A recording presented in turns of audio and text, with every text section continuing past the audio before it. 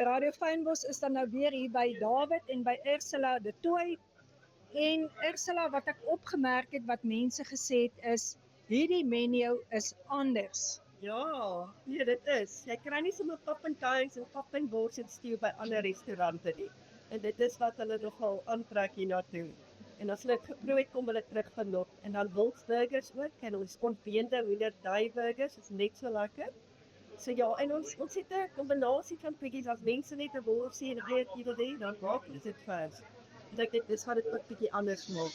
En ek kan vir julle werklik sê, as hierdie vrou 'n burger pak, dan pak sy vir hom. Daar is genoeg kaas op, daar is heerlike koedevleis wat op dit is op hierdie burger. So dis gesond, maar die lekkerste van alles is, dis lekker. So dit is Shalom Boerdery en julle naam is tereg mooi gekies. Ja, nee, absoluut. Ja, nee, ek moet sê, alle dank vir ons Hemelse Vader, ons guns en voorsiening kan kom van hom af, definitief. So ja.